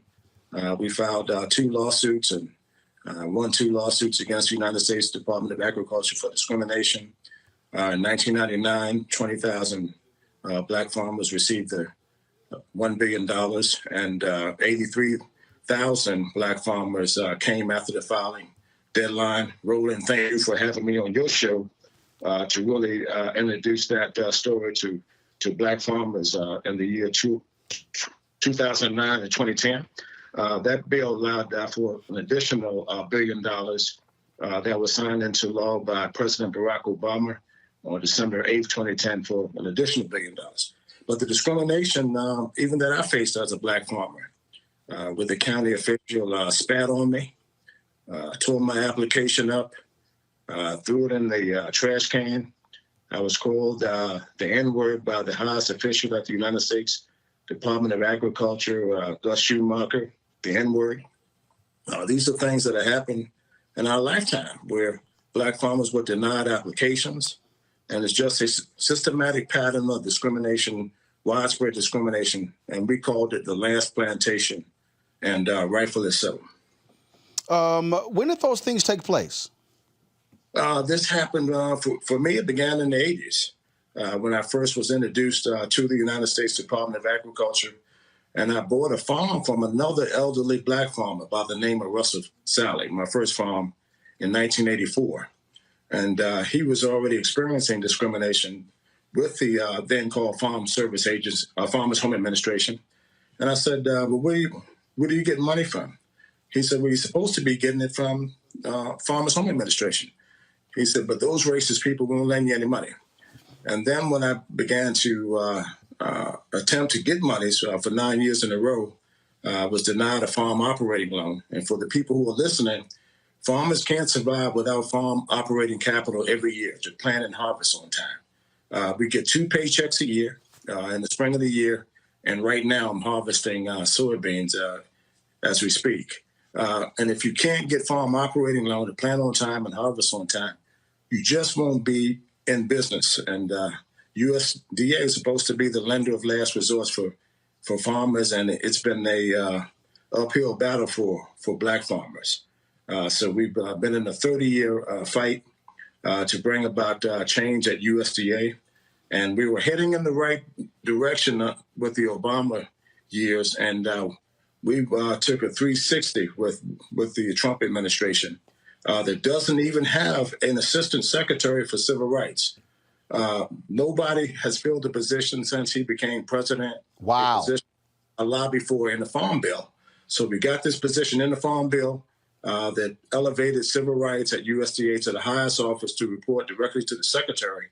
And that position lies dormant as we speak by the Trump administration. So people who are confused about what side of the coin they're on and does it really make a difference who you vote for, there's a position that's supposed to process complaints by black farmers and other minority farmers and government employees. And that position lies dormant. So you know they're not processing any complaints if the head of that agency has not even been appointed. And we saw how fast they could operate, Roland, getting that Supreme Court justice in there. They got him in there within a matter of weeks. And here we are 4 years and they don't have that position filled. Speaking of that, you talked about during the Obama administration. Right now, Joe Biden is deciding who he's going to pick as his agricultural secretary. Congressman Jim Clyburn has been extremely vocal, saying he wants to see Congresswoman Marsha Fudge out of Ohio in that job. He is considering Heidi Heitkamp, the former senator from South Dakota, but also Tom Vilsack, who was the secretary for 8 years in agriculture for Obama, former governor of Iowa. Here's the thing that first I want to get your thoughts on that. But the thing I also want to explain to people is that the agriculture department only about 20% deals with agriculture. The USDA has actually one of the largest school building programs in America for rural areas. They have first of all, they have the largest federal bank out of all agencies. A lot of people have no clue really about the USDA. They oversee the food stamp program, nutrition programs. But in this country, it's as if the agriculture folks, let's just be real clear, white farmers, they've taken the position that that's our position. We control that. Putting a Marsha Fudge, a black woman, a former mayor in Ohio, in that position could actually change how the USDA is run. Your thoughts about Biden considering Vilsack, who already was there for 8 years, and some people said he was not as sympathetic to your organization and black farmers as he should have been. Absolutely correct, Roland. I want to go on record and say Tom Vilsack gave me a very, very hard time on all of those settlements. The Black Farmers Settlement, the Women's Settlement, the Hispanic Settlement, and the Native American Farmers Settlement that all was on that bill that I addressed earlier. Secretary Vilsack wasn't on the Hill helping me campaign for that to pass that bill. He gave us a hard time. It wasn't open door policy there. And I don't think Tom Vilsack is the right person for the job for Biden. So I know he supported him, but maybe they can send him somewhere else. We need some new, fresh blood at the United States Department of Agriculture. And I spoke this past Friday lengthily with a conversation with Marsha Fudge, and she has the support of the black farmers. And I hope that she's tapped and given him and get the big call to come to USDA, because that's the kind of person that we need to change the historic discrimination patterns at USDA and reverse the clocks and turn around and point us in the right direction. I think Marsha Fudge is the right person for that job. To the point, again, for people who don't even understand the federal government, how expansive USDA is. It's the second largest budget of disposable income, only secondary to the Department of Defense. Wow. And they disperse more federal dollars in rural America than any and all of the banks put together. So all of the monies that you see out in rural America come from USDA programs, subsidy programs where black farmers are pretty much absent. The school lunch program, the food stamp program, meat and poultry inspection, gasoline and prices. All of those things are regulated by the United States Department of Agriculture. It's a hidden gem in the government, but white people know all about it. They know how to use it, and they're getting these subsidies. The top 10% receive over $1 million a year in farm subsidies, Roland, of your taxpayers' money. And they're always beating on black people about taking handouts, but you never see the farmers turn away those subsidy checks that are told out that many blacks that are eligible don't get. I have a 3-page letter in there right now where I'm eligible under those payments for about $85,000. And they said, hey, board, you didn't score high enough to get the money. That's the type of hidden discrimination that I've been speaking about on your show and others for many, many years. It goes in an underlying way. They don't come out and say, well, board, you don't get it because you're black. They use these other terminologies to keep us from getting the monies. And if you don't have the monies, you can't buy the land, you can't stay on the farm, you can't get your crop in the ground, and you can't compete. And that's why we've been losing land at 3 times greater rate than any other race in this country. And for all the blacks that follow you and listen to your show, go out and buy 5 acres in the country. If you can afford a new Cadillac and Mercedes-Benz, invest in some land, something God don't make no more of. So forget about the new cars and all those things. People staying at home anyway. Invest in some land. If they don't get anything from this interview, I want our people to start buying land again. All right, then. John Boyd, man, we certainly appreciate it. You know, you're always welcome to come on this show. It's always important for us to give y'all a voice. Thank you for your voice, Roland, and thank you for making a difference for Black America. All right, John Boyd, I appreciate it. Thanks a lot. Go back to my panel here. Julian, the point that John made, USDA, the second largest budget behind the Pentagon. That is major. And if a Marcia Fudge is over that department, that changes the view. Because I'm telling you, white farmers in America have treated the USDA as their personal piggy bank. Absolutely, Roland. More than that, we have lost, Black people have lost like 90% of the land that we owned in 1910. We've lost it for any number of reasons, partially because of just chicanery. Brother Boyd has raised a number of questions about how our land has been lost and what needs to happen. And if Marcia Fudge leads agriculture, we can begin to talk about reclaiming some of that land. I'm not saying all of it, but certainly some of it. But we've never had a Secretary of Agriculture before who's even thought that that made any sense. So that brother is nothing but the truth. And if Fudge got that, I can call her Fudge. She's my soror. She's my sister. So I can call her Congresswoman. I'll call her Fudge. If Fudge got that situation, I know that she would do some things to make sure that we began to repair the theft of Black land. Roland, when you look at the numbers, it would frighten you. The Emergency Land Fund looked at the ways the land has been taken from our people. And when we talk about the wealth gap, we have to talk about that. Bottom line is here, when we start breaking these things down here, Avis, for these positions, we really need to understand power. And that's why Congressman Clyburn has really been pushing Congresswoman Marcia Fudge for this position. And it could be a game changer. And I know, and see what happens is we for so many years it was always HUD or HHS, but really it was HUD that was the Black position. This is a power position. And so when you're talking about Heidi Heitkamp, who lost her U.S. Senate race, you're talking about Tom Vilsack out of Iowa, she's out of South Dakota. No. It's about time that that we get away from the ag secretary being somebody from Iowa or Georgia or one of those places. Completely agree. And, one of the most important points that was raised in their interview was the high level of discretionary funds that exists at the Department of Agriculture. That's huge because as it relates to most funding mechanisms in the federal government, it is a very strict sort of application, grant writing, vetting, like all these strings are tied to it. But because there is so much discretion there, you're exactly right that historically, this has specifically left our communities out while white farmers have just literally been balling off of these checks. And if you look at what's happened most recently, specifically under this administration, when you've had Trump with his pseudo trade war with China, what he's actually done is just been writing checks after checks after checks. Billions of dollars. His trade war has increased the trade deficit. It has caused soybean farmers and dairy farmers to file for bankruptcy, and he's just been giving billions. Here y'all go, billions of dollars to them because of his dumbass trade war. Absolutely. That gives a completely new definition to welfare queen, right? Dumbass trade war. This man. But the thing is, hold on one second, Eugene. The problem here is that, to John's point, Republicans don't want to see farm subsidies as welfare. No, that's welfare.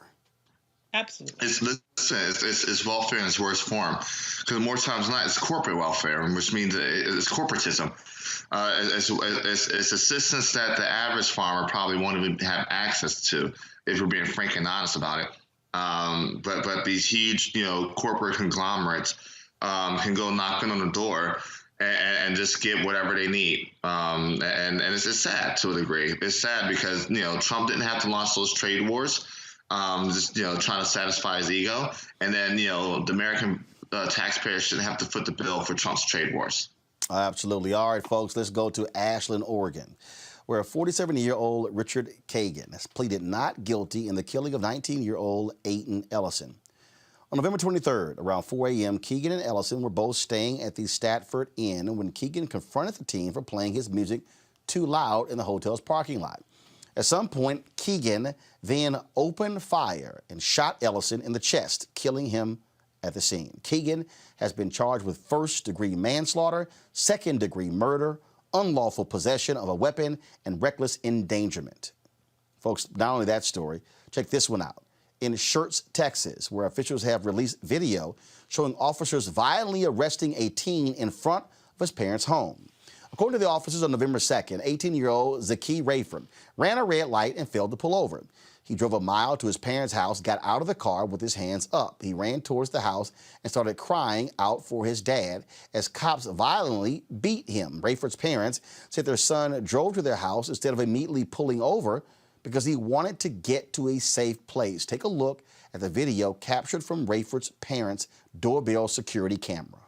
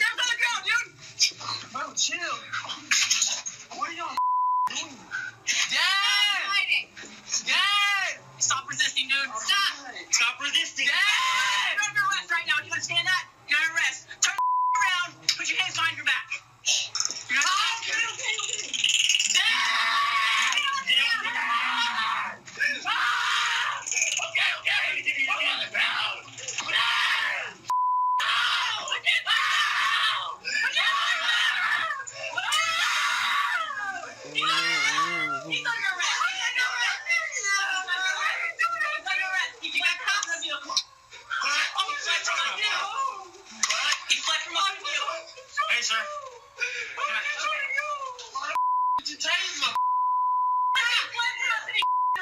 Okay? You understand that? Calm down. Everybody calm down. I'm sorry. No, at the door, okay? Yes, I did take him. I did. Yes. Everything. Okay. Already on the ground. You better relax. You're gonna get it next. I promise you, you will. What is he gonna get next? You can hear in the video the male officer saying to Rayford's father, "You better relax or you're going to get it next. I promise you, you will." That officer and the other two responding officers have been taken off patrol and have been reassigned pending an internal affairs investigation into the arrest. The night of the arrest, Rayford was charged with a felony of evading in a motor vehicle, resisting arrest, and possession of marijuana. Go to our panel here. First of all, we talk about both of these cases. First, the Oregon case. This sounds very much, Avis, like the Jordan Davis case, where he was shot and killed in Florida. The guy who shot and killed him is now sitting in prison. He was convicted of murdering Jordan Davis. Of course, his mother is Congresswoman Lucy McBath. And so, I mean, this over loud music. So you mean to tell me that now an argument over loud music is worth you killing somebody? This is what we deal with. And frankly, putting these two together, Avis, that's why that kid didn't stop. Frankly, you notice something in even that video there. The officers changed their attitude and they stopped kicking and beating the kid when that door opened. Yeah. So I'm a mother of two sons. My youngest son is also named Aiden. And I am completely, and I know Lucy McBeth, and she's a friend of mine. And this situation, the fact that our young men and women, but in these situations, young men, continue to get lynched in this country is infuriating. And I have to tell you, as a parent, seeing that last video that you just showed happening on my doorstep, I cannot imagine that happening on my doorstep, hearing my child, because you know, as a parent, you know your child scream. I can't imagine me coming to the door unarmed, hearing my child screaming like that. And I can't imagine leaving that situation like that, either alive or also in handcuffs, because there is no way on God's green earth that anybody's going to beat my child like that and get away with it. So I have to say that his parents showed superhuman restraint. But if anybody needs to understand why there is such an outcry across this nation by Black people as it relates to the inhumane, deadly, and just disgusting treatment that Black people receive both from police officers and random Joe citizens who decide they just want to kill our children in cold blood, this is why. This is why people react like we do around this, and why we fight for justice and will continue to fight for justice. But I cannot imagine, honestly, I cannot imagine the restraint that those parents showed, because I am telling you, something like that happening to one of my children would not have ended so peacefully. I can tell you that for a fact. Eugene. I mean, this is nothing less than leaving us for loss of words, right? The thing is this, until there's mechanisms in place to hold these police officers accountable, other than putting them on desk duty as we essentially wait to investigate ourselves, it's going to keep happening. The only thing that stopped them from continuing to kick this guy while he's already on the ground was the door opening, and that within itself is indicative that they knew they were wrong, because they didn't keep kicking them, or they accelerated when the door opened. They stopped. They stopped, but we can even take it a step back, right? Quote unquote, the arrest is for, he's evading with the car. They're reaching for anything to justify what they did. Reaching for anything to justify what they did. But I think literally there has to come a time here where, situations like this leads to automatic firing. It has to. It has to. Automatic firing, and then you need to elect a good DA that will go after and prosecute situations like this. That was abuse.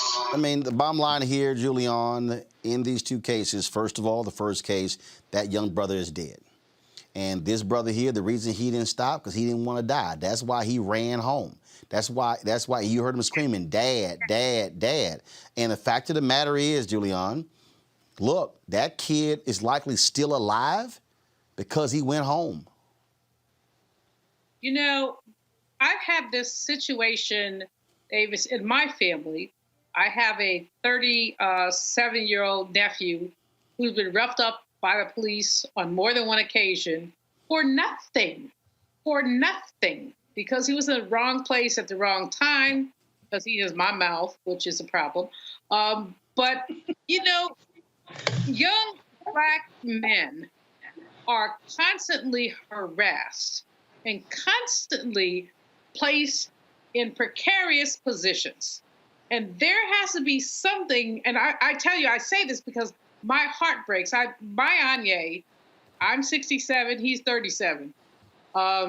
He's my child, he's my heart. He's my total heart. And he has had situations, like I said, he has my mouth, but that ain't the point. You should be able to say something to somebody who's violating you. He's been handcuffed. He was on his way to a job interview, white shirt on, trying to do the right thing. Knocked down by a police officer who had the digits on his license transposed. They fault. But they had my baby boy locked up. And all of us have these stories. We all have these stories. And what we must know is that we must fight for justice. And when I saw the brother saying, "Dad, Dad, Dad," I thought about Anye. I thought about some of the things he's had to go through. And I think about all what our young people have to go through. And it breaks my heart in little bitty pieces, because I know that no matter who and what our children are and who or what they do, who their parents are, it does not matter to these devils. And let me call it, Roland, devils who will go behind our children and do whatever they can to them and get away with it. So what must we do? We are grateful for the people with the cameras who could, basically who collect it. We are grateful to the people who talk about it, but we must be a community that says no blocking more. No blocking more, because too many of our children have been placed in peril. And like I said, it's personal for me. Gotcha. I got these two boys. And if anything happened to either one of them, somebody going out. Totally understand, folks. Yesterday was the 44th birthday of Chadwick Boseman, the great actor. He passed away in August of colon cancer. Many people were paying tribute to him on social media yesterday. We live streamed a number of our interviews and specials that we did with Chadwick Boseman. Unbelievable brother. And it was 3 years ago, September, when he returned to Howard University. This was the first time Chadwick had been back on the campus of Howard University since he graduated, and he was absolutely shocked and stunned by the reaction. Just wanted to share some of this with you. All right, fam. Next up, y'all have seen, who saw the movie House Party? Who saw Boomerang? Who saw that movie with the white boxer and Sam Jackson and the black boxer? That was like Mayweather, Conor McGregor. The Great White Hype. You've seen his brother's movie. You saw Django? He was a producer on Django. He is the visionary behind this project. He is the director. He's the producer. He's the HNIC. He is from St. Louis, graduate of Harvard. Put your hands together for Reggie Hudlin.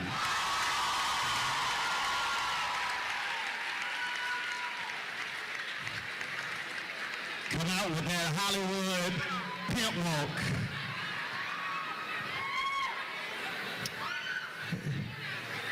The next person, you've seen this brother play Jackie Robinson.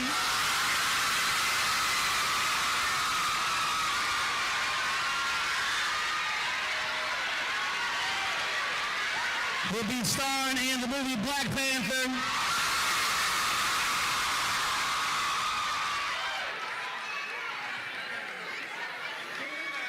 Unfortunately, he's not here. He has a video.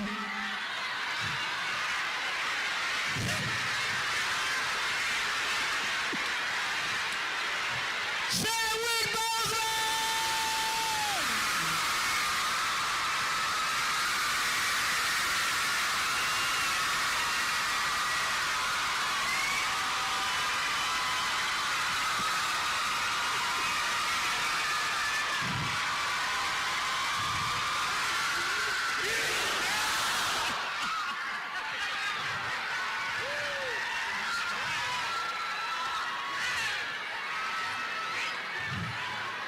Man, these niggas are about to run out of here if I play the video. I got y'all on that video. I got y'all on that video.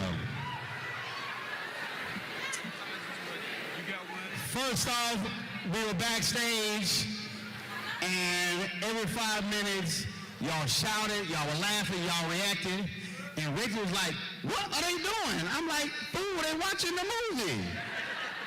How'd y'all like Marshall?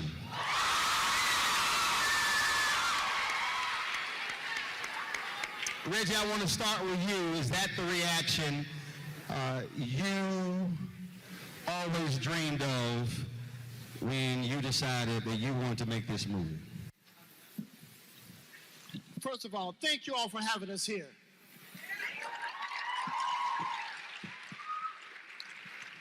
And thank Howard for making great men like Thurgood Marshall and like Chadwick Boseman.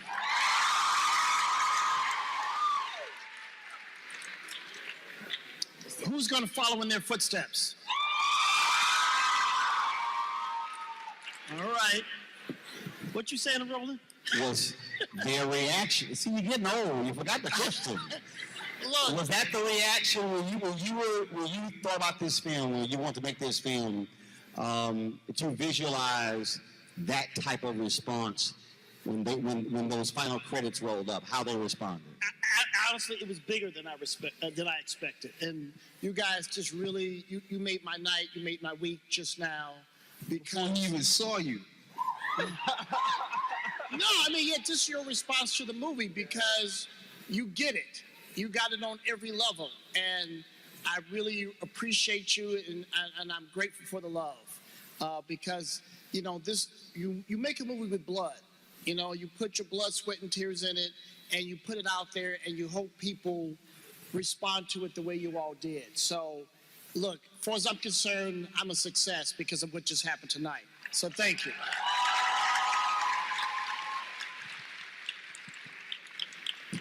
Chadwick.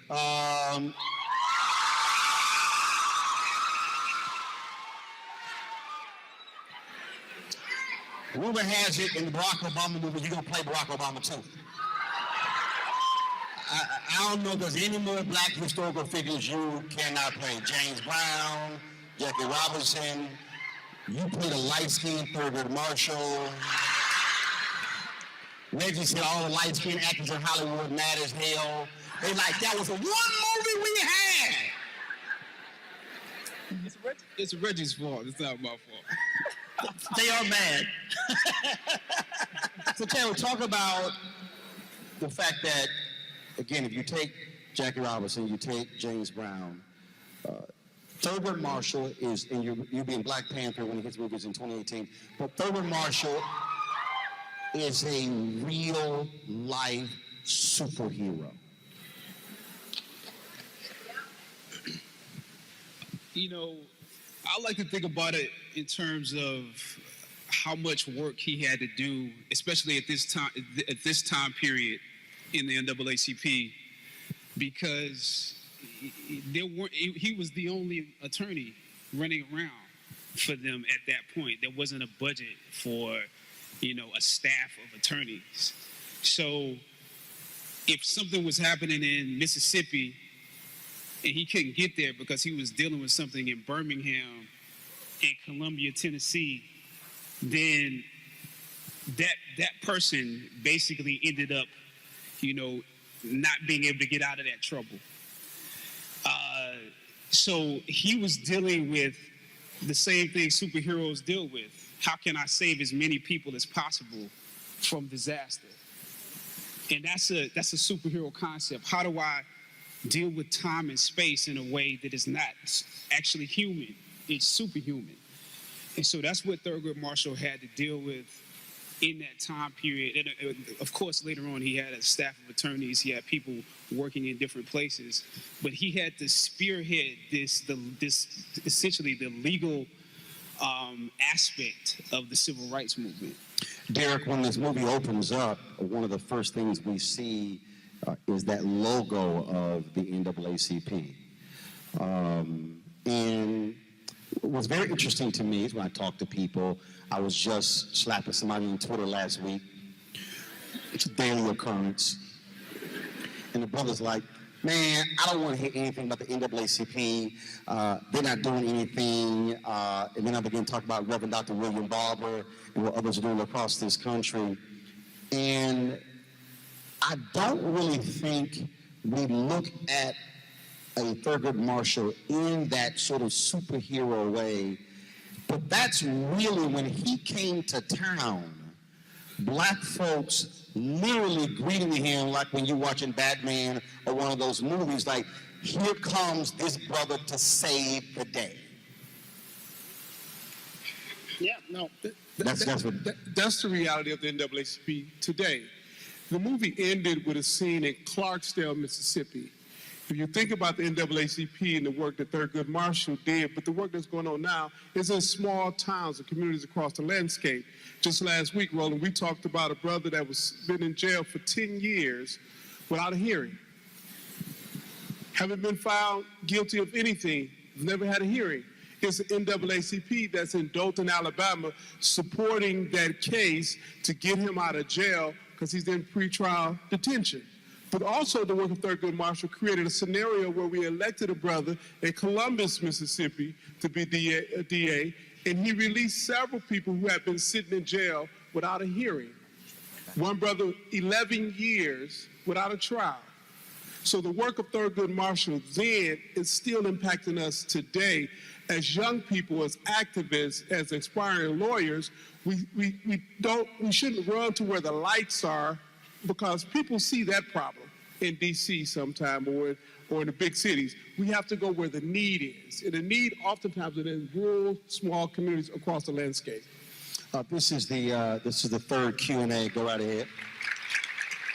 This is the third Q&A I've done with Reggie, 2 with Chad, the first time with Derek. And so So a lot of the questions we've gone over. Folks, if you want to actually see, if you want to catch that old Q&A, we restreamed it over the weekend. All you got to do is simply go to our YouTube channel.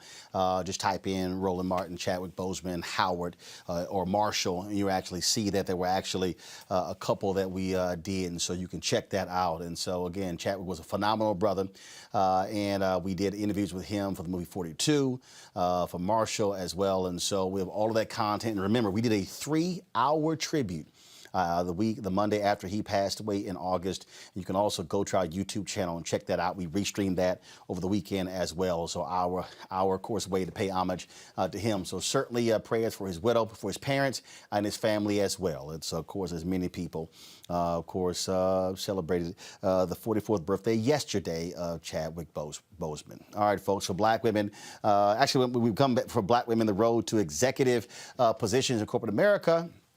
It's not always easy. Coming up next, we'll talk with a book author who has some tips for sisters when it comes to surviving and thriving in corporate America. That is next on Roland Martin Unfiltered.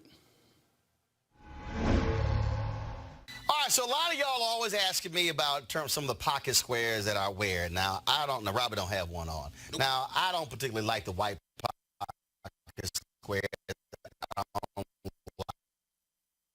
like even the silk ones. And so I was reading GQ magazine a number of years ago, and I saw this guy who had this pocket square here, and it looks like a flower. This is called a shibori pocket square. This is how the Japanese manipulate the fabric to create this sort of flower effect. So I'm going to take it out and then place it in my hand so you see what it looks like. And I said, man, this is pretty cool. And so I tracked down, it took me a year to find a company that did it. And so they basically about 47 different colors. And so I love them because, again, as men, we don't have many accessories to wear, so we don't have many options. And so this is really a pretty cool pocket square. Now, what I love about this here is you saw when it's in the pocket, it gives you that flower effect like that. But if I wanted to also, because if I flip it and turn it over, it actually gives me a different type of texture. And so therefore, it gives me a different look. So there you go. So if you actually want to get one of these shibori pocket squares, we have them in 47 different colors. All you got to do is go to RolandSMartin.com/pocket squares. So it's RolandSMartin.com/pocket squares. All you got to do is go to my website, and you can actually get this. Now, for those of you who are members of our Bring the Funk fan club, there's a discount for you to get our pocket squares. That's why you also got to be a part of our Bring the Funk fan club.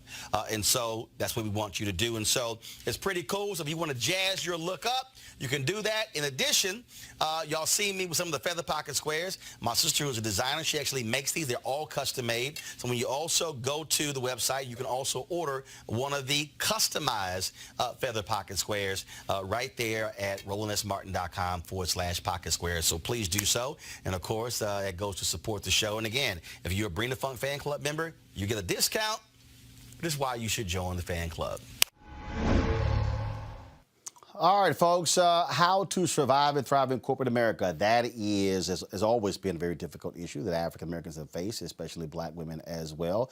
There's only been one black woman who's actually been the head of a Fortune 500 company. That was Ursula Jones at Xerox. So my next author has a book out that deals with that. It's called No Thanks, 7 Ways to Say I'll Just Include Myself. Is, again, new book out by Michelle Smith that has tips on how to deal with racism, bias, and microaggression in the workplace. Michelle, certainly glad to have you here. So this is an issue that a lot of people are talking about even now. So even in the wake of the George Floyd death, everybody's talking about all these D&I positions that are available. We're still seeing sisters deal with the kind of bias in corporate America where you have, frankly, largely white men still running the show. Absolutely, Roland. Thanks so much for having me on your show. And you're right. These companies are built with white male at the center. They are centered. They were not built with us in mind. So we can't even begin to think that the kind of change that even some of these companies are trying to make will even begin to solve our problems. It's a long way to go. So what do you do in the meantime? You have to do some self-talk. And there are some sisters who have made it. So I've turned to them And based on my experience in corporate America and as a serial entrepreneur, I offer some tips. And so, what's the most important thing that jumps out? Absolutely. The hero or the heroine in the book is knowing your value. And that starts with knowing yourself. So many of us are jumping to trying to be our most authentic selves, but we don't know who we are. And that starts with some very hard self-reflection and knowing your story. And it also begins with understanding that you are fearfully and wonderfully made. No matter what you believe, you have to know that your value starts with that, and that means you're entitled. So when you get that together and understand the threads from your past, for me, it's a passion for technology, a passion for business, and a passion for culture. You can begin to weave together your value and walk tall in your power. That's the first thing. We're also, your sisters are also dealing with lack of mentors. I mean, the reality is the higher you grow up in corporate America, it gets thinner and thinner. And even now in 2020, there are very few black people who are at the top in many of these companies. Absolutely. And what I've found is there is a gaping hole in the center of the leadership pipeline. And what's spewing out of that hole? Women, but especially women of color and black women at a more startling rate. We have women who are pushed out. We have those who have just given up because, you know what, gee whiz, I'm just not going to excel. So I'm starting my own business. The U.S. Census says that black women are starting more businesses than any other group. But here's the thing. You do need your mentors. You need sponsorship too. And you also need the peers who can be your eyes and ears. I like to say that you need air cover and ground cover. But the problem is that women have heard this, black women have heard this, but they don't know how to do it. There are steps to it, and you need to activate this tribe. Most of us will assemble these folks, but we won't ever call them. Good point there. I got my panelists here. I'm going to start with Avis Jones-DeWeaver. Avis, what is your question for Michelle Smith? Hi, Michelle. How are you? Hi. Glad to see this book. Always important to discuss these issues. I'm interested with your research if you are finding what I've seen myself in terms of a pattern in corporate America, to the degree that there seems to be a focus on issues of diversity and issue of women. It tends to almost exclusively be relegated to white women getting all the spoils. So I'm interested in your research and your book. Are you finding similarly that the companies seem to be so much more interested in quote unquote gender diversity than racial diversity, for example? And to the degree that they look at gender diversity, they pretty much only see it in a way that benefits our white counterparts. Absolutely. And you know what? This goes back to the problem with DE&I, or diversity, equity, and inclusion programs. They try to make one broad sweep, one broad swipe at everyone, and they miss the fact that diversity means that you have your uniqueness. And so when there was this big push just recently to get into gender equality, they didn't think about the intersectionality of women. And that's not just about race. There are all sorts of boxes to be checked. LGBTQIA, there is accessibility issues. No one wants to dig that deeply, and that's one of the problems with these DE&I programs. And then you have companies that try to separate gender equality from racial equality or their other diversity efforts when it came to culture, race, and ethnicity. And you know what? It just won't work like that. Julianne Melvo. Julianne, what's your question for Michelle? Michelle, I'm wondering about the ways that we talk about equity in the context of political equality. What kind of conversations can we have and can we not have in the workplace? In other words, people are often willing to just lump women into a basket. And they expect us all to be able to have the same conversations. How do we have different conversations that empower each other? Well, you know, first of all, we can't just turn to the people who are oppressed for all the answers. It really is a matter of the people who are in charge, the ones who are leading, to push themselves to learn more than they already do. And the problem actually lies within the fact that their immediate communities do not consist of different people. And you hit the nail on the head, Ms. Malveaux, when you said that we're different. You can't just come at women's issues and think you're going to take a broad brush at everyone. You can't do that. And the fact that these people, these leaders, are living in bubbles, and they bring their whole selves to work with them. That's what we say, right? They come to work with their experiences. And if their experiences are limited, they're going to act in limited ways and put policies in place that are very limited. And Craig. And I agree with you. You can't expect the press to like have all the answers. So I guess my question is, how can Black men be an ally to Black women specifically in this space? I'm so glad you asked that. That's great. First of all, Black men need to understand there is a difference. And I think up until now that we've been lumped together just as Black folks. And I understand it. Many of us have some of the same cultural background, but you know what? Just like Black folks, period, we are not a monolith. So there are some gender specific issues. We as double outsiders is what Catalyst called us, that we have as women that Black men can be on the lookout for. And I always like to say, when you see something, say something, because Black men actually do have this one little thing over us, and that's gender.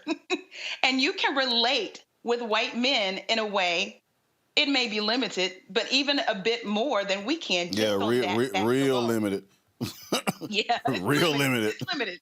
But it is there. It's very nuanced. So if you are in a meeting and you see that a woman is being mansplained or white-splained, it is up to you to speak up. And the book actually talks about how you need to speak up, even though you might decide that someone may call you angry or hard to work with. You've got to speak up. And the way you can do that is to build your confidence, leaning outside of that organization in order to lean into the organization. And that means you need to have multiple streams of income. You need to have more than one egg in the basket. You need to have other opportunities knocking on your door so that you can go into that situation and speak for the greater good and not fear for your livelihood. Also, I think it's important also, at the end of the day, we talk about being an ally, real simple. I mean, it's providing opportunities. I mean, the reality is recognized. It's very easy to see when something doesn't make any sense. And that is look, there have been times when, look, I remember whether it's this show, I had my TV One show, I would sit there, and actually when on TV One show, I had damn near all female staff, and I'll be sitting and looking at the show rundown, and I'm like, I'm the only one seeing mostly dudes. Yeah. And it was interesting, and I would go, and again, so when you're cognizant of that, because the reality is when you're Black, you're trained to see everybody. You're trained to see, is it mostly men? Is it mostly women? Is it Black people, white people, Latinos? You know what your place is, so it's not actually hard to see it. Somebody just has to be willing to actually say something and spot it. Well, and you know what, Roland, you bring up a great point, because there's a chapter in the book that looks at the layers of privilege. And there are all sorts of privileges. There's white privilege, of course. We talk about that. But there are other layers of privilege that allow you to center that. And the thing is that we all have to be a part to center someone or some group of people. And the fact is that people of color, or even people who are of a different gender or what have you, center this power center. So sometimes we are bought in. And you will see that there are women who will buy into this paternal white power center and work within that system to disenfranchise people who look like them or even have the same gender. I say all skin folk and kinfolk, and Karen, we'll call the manager on you. Real damn quick. All right, folks, the book is, again, 7 ways to say no. I'll just include myself. It is a guide to rockstar leadership for women of color in the workplace by L. Michelle Smith. Michelle, we certainly appreciate it. Thank you so very much. Thank you for having me, Roland. All right, thank you so very much. All right, folks, we're almost done here. Let me do this here. I got to give a shout out to my mom's 73rd birthday, Imelda Martin. Today's her birthday. Go to iPad, please. And so she turned 73 years old today, hanging out with the family. We did a Zoom family birthday yesterday because of obviously COVID. Normally we're together. My sister and my dad hooked her up with their meal today, so they're real happy at home, kicking it, having a little fun. And so my sister did all this designing stuff, and so you'll see in a second. This what greeted her. Hold on, no, go back. I wasn't done. Go back, my Lord. So there you go. All right, we need to show. My goodness, man, y'all too, Lord. All right, now you can come back. So again, shout out to my mom, turned 73 years old today. All right, folks, if y'all want to support Roland Martin Unfiltered, please do so by joining our Bring the Funk fan club. Our goal by the end of the month, by the end of December, to have 20,000 of our fans join our club. Right now, we're at about 15,000. And so what you can do is you can go to Cash App, $RM Unfiltered, PayPal.me/R Martin Unfiltered, Venmo.com/RM Unfiltered. Zelle is RolandSMartin.com. You can also send a money order to New Vision Media, Inc., 1625 K Street Northwest, Suite 400, Washington, D.C., 2006. You know, those of you who give $50 or more, we give personal shout-outs on the show. I have not opened all of these yet, so I will be giving y'all the shout-outs tomorrow on the show. And so we certainly appreciate it. Thank you so very much. Avis, Julian, Eugene, thanks a bunch as well for joining us on the show. And again, I said this here, we'll be go back to the thank you very much. And so to our panel, Lord, I mean, Anthony getting all excited today. And so I said this to our panel the other day, and that is all of our panelists, I'm going to be shooting y'all some gear. And so in terms of our show hats, beanies, zip-ups, hoodies as well, for being on the panel. So we certainly appreciate that. Thank you so very much. And so look for the email from Jackie Clark real soon so we can send it to you. So thanks a bunch. To the rest of you, folks. Mama Martin, we said happy birthday. All right, we'll do. She watching, so hell, you can tell her right now she watching. Happy birthday! There you go. All right, folks, we got to go. We'll see y'all tomorrow right here at Roland Martin Unfiltered. Holla!